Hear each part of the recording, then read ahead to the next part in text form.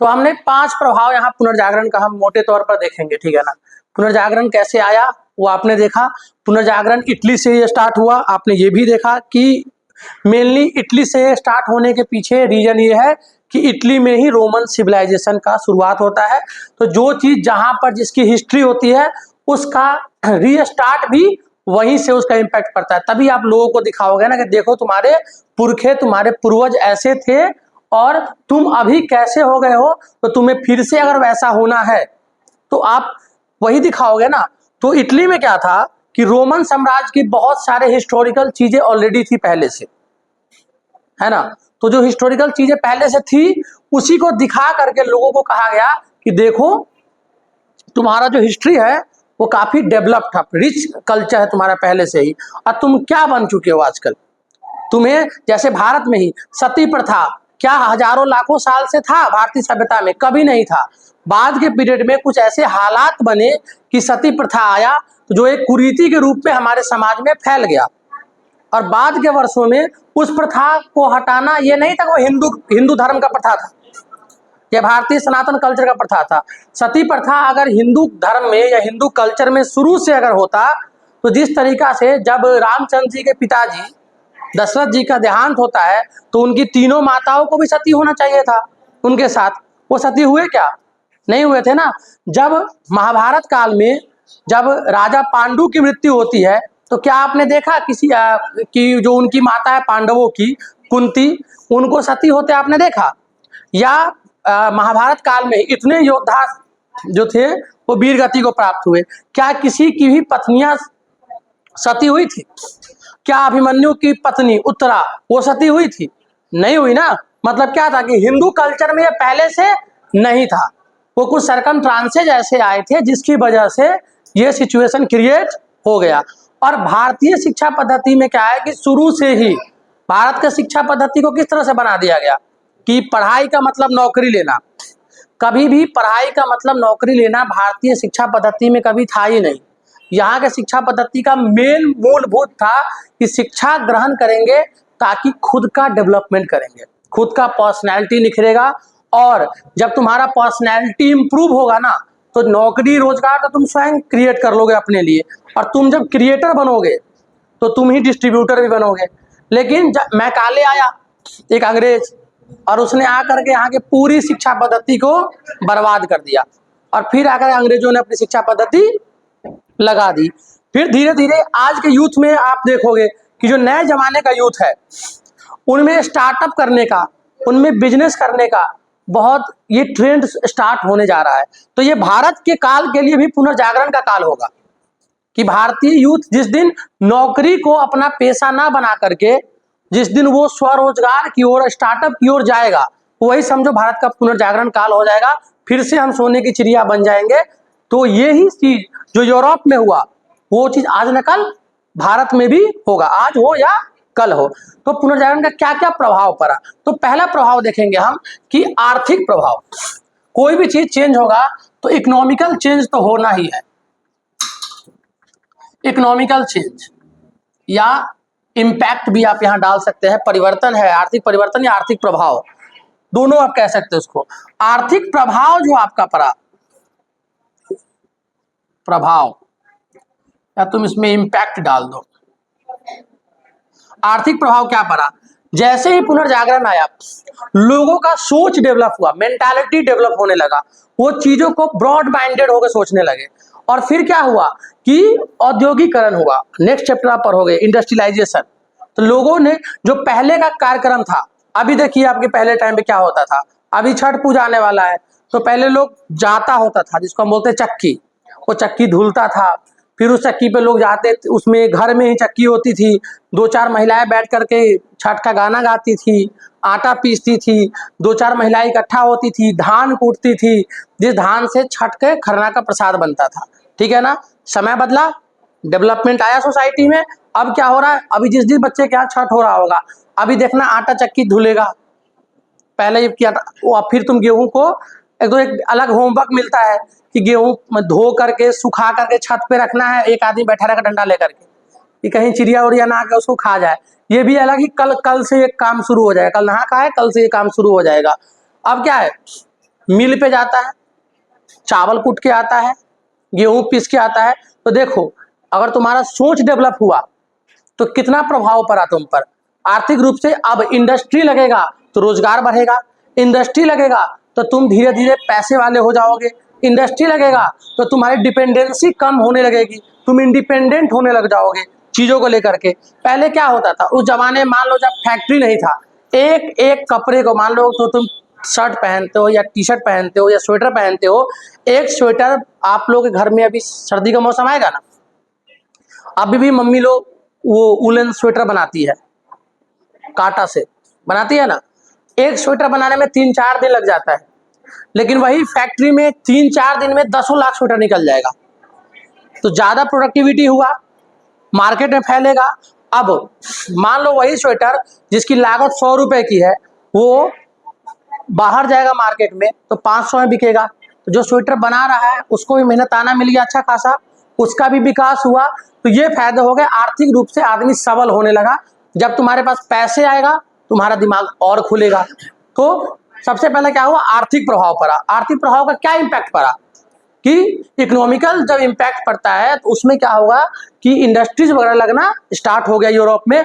और देखो उसी टाइम से यूरोप डेवलप करना शुरू हो गया। यूरोप ने सही मामले में समझ लिया कि जब तक पैसे नहीं कमाओगे तब तक आपका कुछ भी होने जाना नहीं है। और जब इंडस्ट्रियलाइजेशन आया तो एक और चीज यूरोप में आया, वो आया कैपिटलिज्म। क्या आया, कैपिटलिज्म। मतलब इसका मतलब होता है, क्या होता है, एक दो तरह का, भारत में दुनिया भर में दो तरह से लोग चलते हैं, है ना। आप जैसे भारत में सोशलिस्ट है ना। आप रसिया जाओगे तो वहां पे पहले कम्युनिस्ट था, अभी भी कम्युनिस्ट का ये ग्रुप आता है। लेकिन अमेरिका वगैरह जो है वो कैपिटलिज्म पे काम करता है ना। मतलब कि वहां अर्थ की महत्ता, पैसे की महत्ता ज्यादा है। तो वो अमेरिका वगैरह कैपिटलिस्ट कंट्री है। वहां पर क्या है, आपको कोई सामान लेना है, पैसा फेंक तमाशा देख, वाला वर्ड तो आपने सुना होगा। अमेरिका वगैरह में यही चलता है, आपको जो चाहिए पैसे फेंको आपको वो सामान मिल जाएगा, जो चाहिए मतलब जो चाहिए। कैपिटलिस्ट। अब लोग कहाँ भागने लगे, वो कैपिटलिज्म की तरफ भागने लगे। पैसों का होर बढ़ गया, इंडस्ट्री का होर बढ़ गया, प्राइवेट सेक्टर पे काम होना बढ़ गया। सरकार पे डिपेंडेंसी जितना कम होगा किसी भी कंट्री में, वो कंट्री उतना ज्यादा डेवलप करेगा। आज हमारे देश में क्या है, सरकार की पे डिपेंडेंसी ज्यादा है लोगों का, इसलिए हम लोग जो है वो डेवलपिंग कंट्री है। जिस दिन यहाँ का, अच्छा बताओ, आपको एक नौकरी लेना है, आप सरकार पर डिपेंडेंट हो, जिस दिन आप 10 नौकरी देने लायक बन जाओगे उस दिन आप ज्यादा टैक्स पे करोगे सरकार को। साथ साथ आपने बर्डन क्या कम कर दिया सरकार का, कि आपने नौकरी क्रिएट करके दिया ना। एक तो आपने नौकरी दिया तो क्या हुआ, देश क्या हुआ, डेवलप करेगा। तो ये फायदा हो जाएगा आपका पहला। तो आर्थिक रूप से आर्थिक प्रभाव पड़ा, आर्थिक इम्पैक्ट पड़ा कि इंडस्ट्रीज लगे, कैपिटलिज्म बढ़ा, है ना। दूसरा क्या था, आर्थिक प्रभाव, राजनीतिक प्रभाव। एक तो हो गया आर्थिक, दूसरा है आपका राजनीतिक प्रभाव। राजनीतिक प्रभाव में क्या होता है, इसको बोलते हैं पॉलिटिकल इम्पैक्ट। निसूर जा, पॉलिटिकल इम्पैक्ट, है ना। पॉलिटिकल इम्पैक्ट का अब देखो क्या होता है, आप सबको पता है कि पहले क्या था, यूरोप में सामंतवाद था, फ्यूडलिज्म था, सामंतवाद था ना। सामंतवाद कब हावी होता है, आपको अगर मान लो 2 रुपए का किसी की जरूरत है, आपके पास 2 रुपए भी नहीं है, तो आप किसी न किसी जमींदार से या पैसे वाले से कर्ज लोगे। आपने जिससे कर्ज ले लिया वो आदमी आपसे कभी भी जल्दी बहस नहीं करेगा कि भैया इससे मेरे पे कर्ज है, अगर मैंने बहस किया तो मेरे से कर्ज वापस मांग लेगा।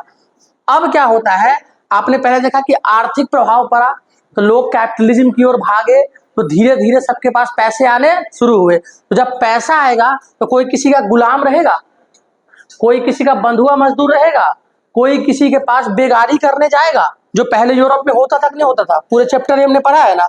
तो क्या हुआ, अब सामंतवाद धीरे धीरे कम होना स्टार्ट हो जाएगा, जमींदारी धीरे धीरे कम होना स्टार्ट हो जाएगा। लोग खेतों में ही काम कर, पहले क्या था, लोगों के पास रोजगार का कोई और ऑप्शन नहीं था, तो वो सामंतों के खेतों में काम करने को मजबूर थे। अब जो ऑप्शन ही नहीं होगा आपके पास काम करने के लिए, खाना खाने के लिए, तो आप तो डिपेंडेंट रहोगे ना भाई किसी न किसी पे। लेकिन जब आपका आर्थिक प्रभाव पड़ा, इंडस्ट्री वगैरह लगा, कैपिटलिज्म बढ़ने लगा आपकी कंट्री में, तो आप सामंत पर डिपेंडेंट नहीं हो। और पहले सामंत जो शोषण करते थे, किसानों का, मजदूरों का शोषण करते थे ना, अब वही किसान मजदूर अब कहाँ की ओर जाने लगे, शहरों की ओर। उनको बिजनेस व्यापार बढ़ने लगा, तो उनका सामंतों से पीछा छूटा कि नहीं छूटा? छूटा ना। जब सामंतों से उनका पीछा छूटने लग गया, तो अब क्या हुआ कि छोटे छोटे जो भी सामंत थे, जमींदार थे, है ना, वो सब खत्म होने लग गए। मतलब फ्यूडलिज्म भी खत्म होने लगा, सामंतवाद भी खत्म होने लगा, और एकलौता एक पावर आ गया, राजा, जो सम्राट भी बोलते हैं। तो पूरा कंप्लीटली तौर पर, पहले कौन थे? ये छोटे छोटे सामंत क्या थे? ये लोग राजा के एजेंट थे। क्या थे? राजा के एजेंट थे। अब क्या हो गया कि शक्ति एक जगह आ गई, एक आदमी के पास शक्ति आ गई। जब एक आदमी के पास शक्ति आ जाएगा, एक सेंट्रल पावर होगा, तो फिर पूरा कंट्री अपने आप एक जगह, एक बाउंडेशन में बंधने लग जाएगा। जैसे हमारे अभी पीएम है ना। अब मान लीजिए कि अगर मान लो किसी अदर कंट्री से, अभी कनाडा ही बहुत ज्यादा भौंक रहा था, खालिस्तानियों को बहुत जोर दे रहा था, बहुत भौंक रहा था। पूरे कंट्री ने एक स्वर में कहा कि हम खालिस्तानियों को निपटा देंगे, मोदी जी आप आगे बढ़ो, है ना, हम आपके साथ है। जब कंट्री की बात आती है तो नेशन फर्स्ट का डायलॉग हमारे दिमाग में होना चाहिए, न कास्ट फर्स्ट, न रिलीजन फर्स्ट, कुछ नहीं। पहला फर्स्ट तो हमारा संविधान फर्स्ट, सबसे ऊपर हमारा संविधान होना चाहिए। हमारे देश सबसे ऊपर है, हम हमसे देश है तो हमारा धर्म सुरक्षित है, धर्म है तो देश सुरक्षित नहीं है। जब देश ही नहीं होगा तो धर्म को कैसे संरक्षित करोगे? धर्म कब संरक्षित होता है? जब आपके पास अपना मदरलैंड होगा, अपनी मिट्टी होगी। आपको अगर अपनी मिट्टी से ही किसी ने कब्जा कर लिया और आपको यहाँ से भगा दिया, तो फिर आप अपना धर्म को पालन कर पाओगे? आप नहीं कर पाओगे ना। तो धर्म का पालन कब होता है? जब आपका देश होता है ना। आज फिलिस्तीन या यूक्रेन, वो अपना धर्म पालन कर पा रहे हैं? नहीं कर पा रहे, क्योंकि उनके पास उनकी कंट्री ही सुरक्षित नहीं है। चाहे फिलिस्तीन हो चाहे यूक्रेन हो, वो ना वो क्रिश्चियन धर्म फॉलो कर पा रहा है, ना वो इस्लाम धर्म फॉलो कर पा रहा है। क्यों नहीं कर पा रहा है ना? क्योंकि उनके पास उनका कंट्री ही दुख में घिरा हुआ है, ठीक है ना। तो सामंतवाद खत्म हुआ, तो एक सेंट्रल पावर किसके पास आ गया? राजा के पास। तो अब क्या था, ये छोटे छोटे जो जमींदार थे, वो लोगों का शोषण करना, दमन करना इन्होंने बंद कर दिया या कम हो गया। क्योंकि ना ही अब लोग, अब मान लो 10 रुपए की जरूरत के लिए भी लोगों को मैंने 100, आज तुमको अगर कोई कहे कि 1000 रुपया किसी से कर्जा ले लोगे तो तुम्हारा कोई इंपॉर्टेंट काम हो, तो अरे भैया 1000 रुपये तो ऐसे ही आ जाएगा। लेकिन 1000 रुपए, 100 रुपए चूरा दही के लिए, मछली भात के लिए भी लोगों ने जमीन लिखवा लिया। भूखमरी इतनी ज्यादा थी, और जब भूखमरी होगा तो शोषण भी ज्यादा होगा, ठीक है ना। तो ये जमींदारी धीरे धीरे खत्म हो गई, फ्यूडलिज्म खत्म होने लगा, और एक सेंट्रल पावर किसके पास आ गया? राजा के पास आ गया, है ना। तो दो चेंजेस हुआ, एक तो हुआ आपका आर्थिक प्रभाव, दूसरा राजनीतिक प्रभाव, ठीक है ना। तीसरा हुआ सामाजिक प्रभाव। राजनीतिक के बाद आप देखिएगा सामाजिक। सामाजिक प्रभाव बहुत बड़ा प्रभाव होता है। अब देखिए दो चीज, पैसा आ गया आपके पास, सोच आ गई, आप काम करने लगे, आपने गुलामी छोड़ दी, है ना, सेंट्रल पावर राजा आ गया। अब जब आप गुलाम ही नहीं रहोगे तो आपका दिमाग काम करेगा। जब आप गुलाम नहीं रहोगे, गुलाम आदमी कभी भी सोचता है? नहीं सोचता है। सोचता है? नहीं सोचता है। जो आदमी स्वतंत्र होता है, सोच उसी के पास होती है ना। एक गुलाम आदमी कभी भी, तुम सोच के ही क्या कर लोगे? अगर कोई चीज आपने सोचा, और आपने मान लो कि अभी आप अपने पेरेंट्स के अंडर रहते हो, और आपने रात में सोचा कि मैं सुबह यूरोप टूर पे जाऊंगी, सोच लो, सुबह उठना, फिर रोटी बनाना, फर्क पड़ता है। अब कि आप पेरेंट्स के संरक्षण में हो, फिर भी नहीं जा पा रहे हो, तो सोचो जब आप गुलाम रहे होगे तब क्या हालत होगी। तो सोच का मतलब है, गुलाम दिमाग कभी भी सोच नहीं सकता है। जब सामाजिक प्रभाव ये पड़ा, जब तुम्हारे पास पैसा आया, तुम आजाद हुए, तो तुमने हर चीज को कसौटी पर तौलना नापना सीख लिया, और हर चीज को वैज्ञानिक रूप से, मतलब साइंस की महत्वता ज्यादा आ गई। कोई भी चीज करेंगे साइंटिफिक है, अगर साइंटिफिक है तो ही लोग उसको मानने लगे। मतलब तर्क का ज्यादा जगह हो गया, तर्क का। अगर मानना है कि पीपल के पेड़ में क्यों जल देना है तो इसका तर्क होना चाहिए, बिना किसी तर्क के नहीं दे देंगे। जैसे आजकल देखते हैं, पुराने आप लोग में से हर किसी को एक बात पता होगा, शाम के टाइम झाड़ू नहीं लगाना चाहिए, कहते हैं। किसी भी इंसान को इसका लॉजिक पता है कि शाम के टाइम पर झाड़ू क्यों नहीं लगा?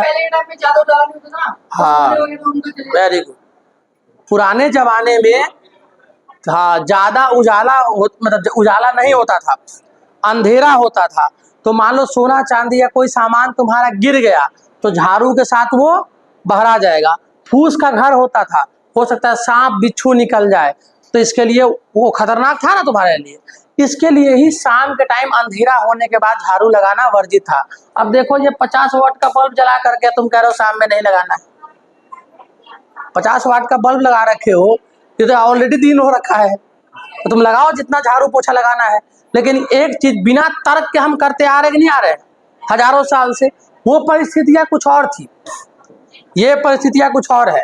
जैसे बाल छिलवाने का लॉजिक, कहा जाता है कि बाल इसलिए छिलवाते थे पहले जमाने में लोग किसी के मर जाने पे, कि शमशान घाट जाता था ना, तो बालों पे ही धुआं का ज्यादा प्रभाव पड़ता था। अब मान लो कोई इंसान कहीं मर गया लंदन में, उसका रिश्तेदार आ रहा है दिल्ली में, वो भी बाल छिलवा लिया। ये लॉजिक देखते हो ना आप, क्योंकि इस लॉजिक का रियल लॉजिक से कोई लेना देना नहीं होता है। पहले कहा गया था, बहुत चीजों का एक नियम था, वो नियम उस समय के परिवेश में बनाया गया था, उसका पर्सपेक्टिव कुछ और था, लेकिन हम उसको ढोते हुए आ रहे हैं, ढो रहे हैं, क्योंकि हम चीजों, बहुत सारे ऐसे एग्जाम्पल है, मैं तुम्हें दे दूंगा, ऑफ कैमरा दूंगा, ऑन कैमरा नहीं दे सकता, विवाद हो जाएगा, है ना, कि बहुत से ऐसे एग्जाम्पल है जो चला आ रहा है, लेकिन किसी ने भी उसके विषय में सोचना भी जरूरी नहीं। ये पटाखों का भी लॉजिक है, पटाखों में जो बारूद होता है, धुआं होता है, ये जितने कीड़े उड़े हैं ना, कीड़ों की संख्या तुम लोगों ने ध्यान से देख लिया है, दिवाली के बाद कम हो गया है। ये बारूद के धुएं से ये मरते हैं, आवाज से मर जाते हैं, धुएं जो होता है ना गंधक पोटास, इसके धुएं से, फॉग से ये मर जाते हैं। इसके लिए पुराने जमाने से लोग बोलते हैं कि दिवाली आने दो, दिवाली के बाद ये कीड़े मर जाएंगे। ये बात सबने अपने घरों में सुना होगा कि दिवाली के बाद कीड़े मर जाते हैं, दिवाली के बाद कीड़े मर जाते हैं। क्यों मर जाते हैं?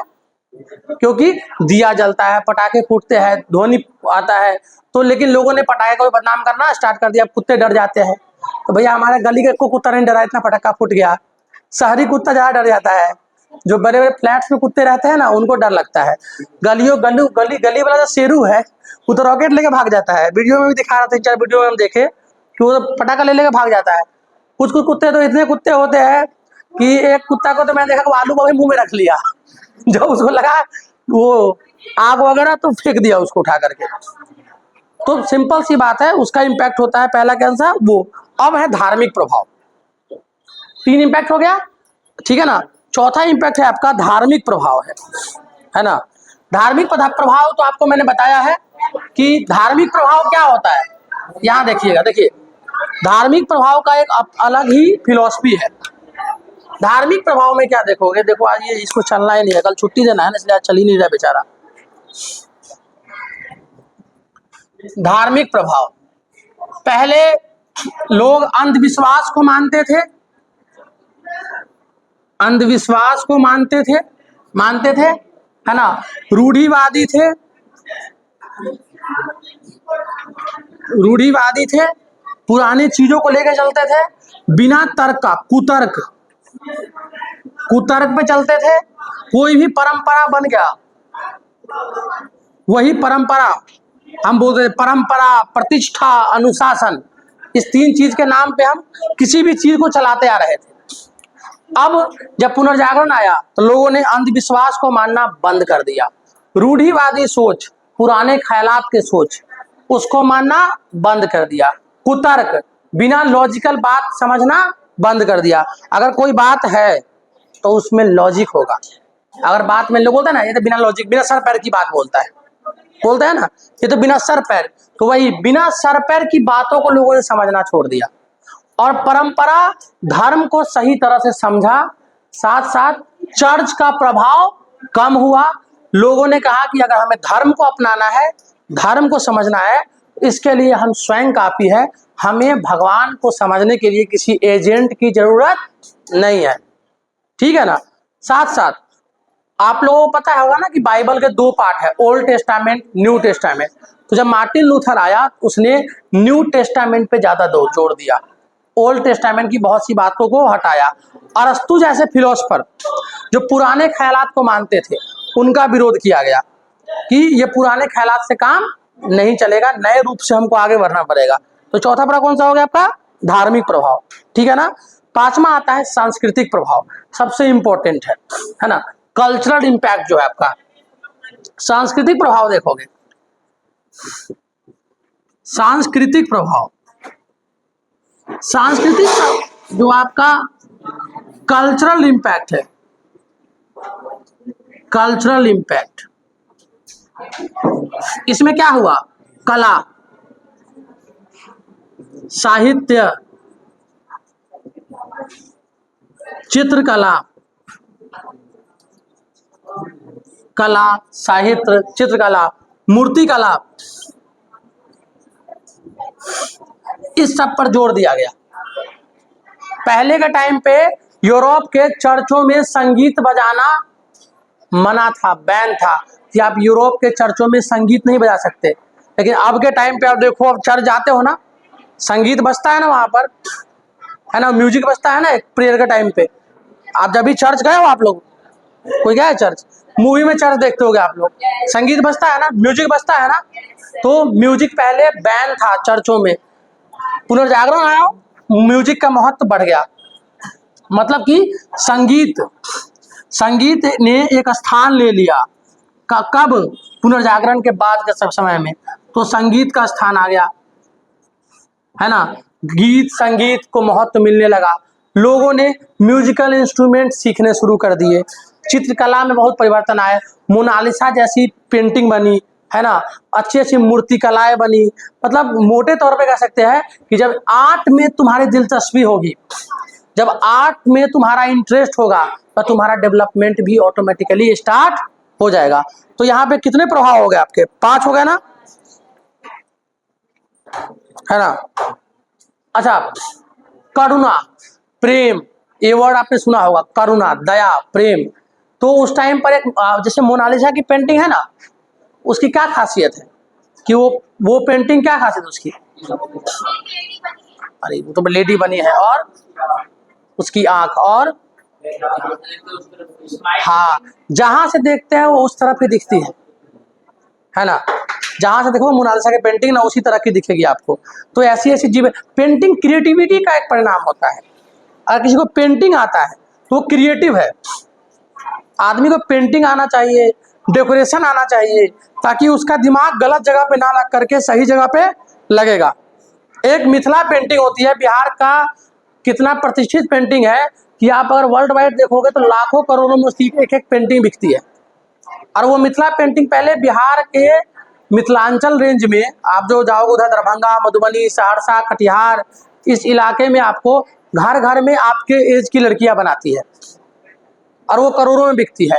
लोक संगीत, आप में से जितने भी लोग हैं, जो भी लोग जो है बिहार के हैं, उनसे आजकल मैं देख रहा हूँ नवरात्रि हुआ, गरबा होता है, राजस्थान गुजरात का सांस्कृतिक है, अच्छी बात है।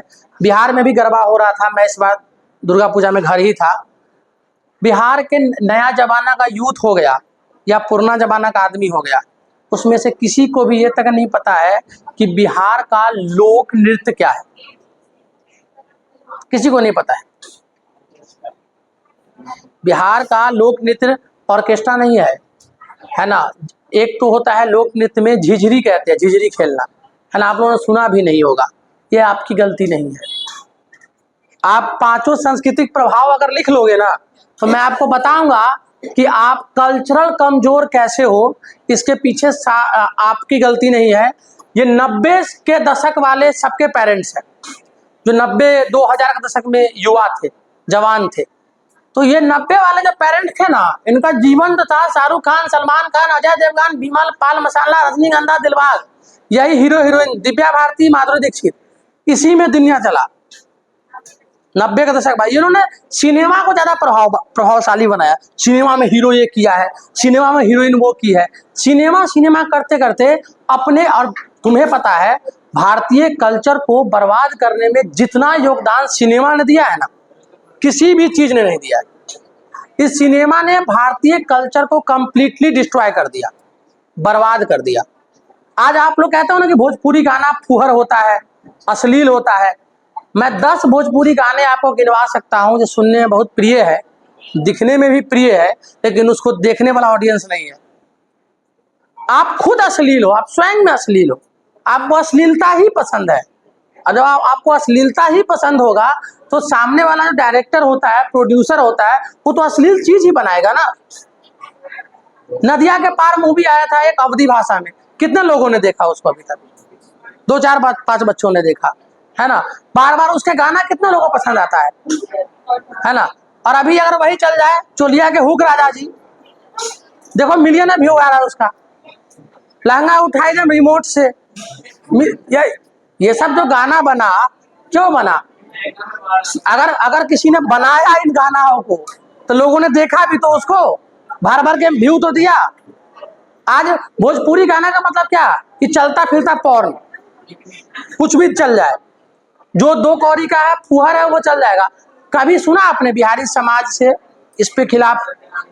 मेरी बात सुनिएगा, कभी आपने सुना कि इस पे रोक लगना चाहिए, कि नहीं बजना चाहिए, ये खराब चीज है, अच्छे चीज लेकर के आइए, कोई नहीं सुनेगा, है ना। जितना अश्लील लाइएगा लोग उतना देखते हैं, लोग उतना सुनते हैं।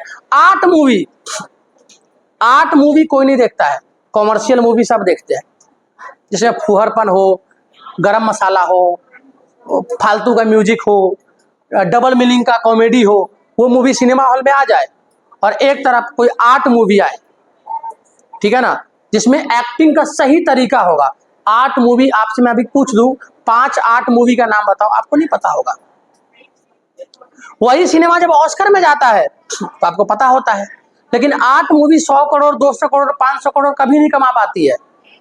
लेकिन वही अगर अश्लीलता आ जाए सिनेमा में तो वो सिनेमा 1000 करोड़ तक। एनिमल मूवी में क्या था? आप लोगों ने एनिमल मूवी सबने देखी, उसने मन भर रुपए कमाए, एनिमल मूवी ने कमाए ना, रणबीर कपूर की। क्या था? एक लड़का था जो बड़े बाप का बेटा था, है ना। अब इसकी एनिमल मूवी की सीधी कहानी समझो। एक लड़का है, बड़े बाप का बेटा है, जिसको उसका बाप भी पसंद नहीं कर रहा है ना वो, और एक लड़की है जिसकी शादी ठीक हो चुकी है, और वो 20 साल बाद एक लौंडे से मिली, उसका रुपया देख के उससे भाग गई। और वो लौंडा उस लड़की को से शादी कर लेता है और उसके रहते हुए किसी और लड़के के साथ होता है, और फिर वो भरे घर में नंगा घूमता है, दारू पी करके, पी पा के भंड हो रखा है, और अंधाधुंध गोली चला रहा है, गालियां बक रहा है, हजारों करोड़ कमा लिया। एक मूवी आई कबीर सिंह, सबको खूब अच्छा लगा, है ना। खुद को लड़कियों में ज्यादा पॉपुलर हुआ वो मूवी, कबीर सिंह, कबीर सिंह, कबीर सिंह। तुम्हारा खुद का हस्बैंड कबीर सिंह अगर मिल जाएगा ना बेटा, कबीर सिंह ने क्या अच्छे काम किए। भरे चौक चौराहे पे अपनी जो उसकी गर्लफ्रेंड है उसको पीट दिया, मन भर दारू पी रहा है, पूरे दिन ठेका पर पड़ा हुआ है, यही काम कर रहा था ना। वो मूवी कितनी हिट हो गई। तो आप स्वयं से अपना कल्चर खराब करते हैं, आपका कल्चर कोई और बाहर से खराब नहीं करता है। तो सबसे पहली बात है, आपको अपने कल्चर में क्या क्या चीजें अच्छी है और क्या क्या चीजें बुरी है उसको समझना होगा। तो ये चीजें पुनर्जागरण के बाद के दौर में ये हुआ कि इन चीजों पे अगर काम किया जाएगा तो तभी जाकर के तरक्की होगा। और असली मामले में ये 5 इंपॉर्टेंट चीजें थे जिसकी वजह से पुनर्जागरण आया और प्रभाव रहा। तो पुनर्जागरण में कितने इम्पैक्ट थे? 5 इम्पैक्ट थे। पहला आपका इकोनॉमिकल, आर्थिक, पैसा आएगा तो तुम्हारा पॉलिटिकल इम्पैक्ट होगा, तुम गुलामी से मुक्त हो जाओगे। गुलामी से मुक्त हो गए तो सोचोगे तो साइंटिफिक सोचोगे। जब सोच बढ़ेगी तुम्हारा तो सामाजिक तुम्हारे रूप से तुम्हारा परिवर्तन होना भी शुरू हो जाएगा। जब सामाजिक परिवर्तन होगा तो अब तुम अपने संस्कृति को, अपने कल्चर को समझना शुरू कर दोगे। सांस्कृतिक समझ हम में भी नहीं थी एक जमाने में, तो हम भी छठ वगैरह में घर नहीं जाते थे। जब सांस्कृतिक समझ डेवलप हुआ तो लगा अगर मैं घर नहीं जाऊंगा छठ में तो मेरा आने वाला जनरेशन कैसे जाएगा, उसको मैं छठ महापर्व की महत्ता कैसे बताऊंगा। कि ये 4 दिनों का त्योहार होता है, क्या डिसिप्लिन होता है, क्या परंपरा है, क्या प्रतिष्ठा है, किस तरह से सेलिब्रेट करते हैं, और कैसे समझाऊंगा अपने बच्चे को कि जिस बिहार राज्य को पूरे दुनिया में कास्ट के वजह से बदनाम किया गया कि यहाँ जातिवाद ज़्यादा है, सबसे ज़्यादा है, उसी छठ घाट पे एक ही नदी के किनारे, एक ही तालाब के किनारे हर जात के लोग आपको व्रत करते हुए मिल जाएंगे। जिस समाज में बिहार, जिस समाज को सबसे ज़्यादा अपवित्र माना गया आज तक के डेट में, उस समाज से अगर दौरा सूप नहीं आए तो छठ महापर्व हो भी नहीं सकता है। या फिर कैसे बताओगे कि अपने बच्चे को बताऊंगा कि यही देखो हमारा कल्चर हार्मोनी है, हमारा कल्चर कितना रिच कल्चर है कि वहाँ पे समाज के हर एक लोग का योगदान जरूरी है। वहाँ कुम्हार के मिट्टी से बना हुआ बर्तन की जरूरत है, वहाँ जो है आपका वाल्मीकि समाज के यहाँ से बना हुआ ढाका की जरूरत है, तो वहीं माली के यहाँ की फूल नहीं आएगा तो पूजा नहीं हो सकता, तो वहीं आपको पंसारी के यहाँ का पान चाहिए। तो एक एक समाज के हर एक तबके, सब तबकों से मिला करके बना हुआ, और पूरा विश्व आप सुनते होंगे तरक्की करते हुए इंसान की सब बड़ाई करते हैं, और तरक्की करते हुए इंसान का पीछे सब चलते हैं, लेकिन बिहार और बिहारी और पूर्वांचली समाज वो विश्व का इकलौता समाज है जो उगते हुए सूरज की पूजा तो सब करते हैं, लेकिन डूबते हुए सूरज की पूजा इकलौता पूर्वांचली और बिहारी समाज ही करता है, और कोई नहीं करता पूरे विश्व में। उगते लोग कहते हैं ना, उगते सूरज की सब पूजा करता है। जो राइजिंग स्टार होता है ना, क्योंकि सन भी तो स्टार ही है, जो राइजिंग स्टार होता है उसकी पूजा सब करते हैं, उसके पीछे पीछे सब घूमते हैं।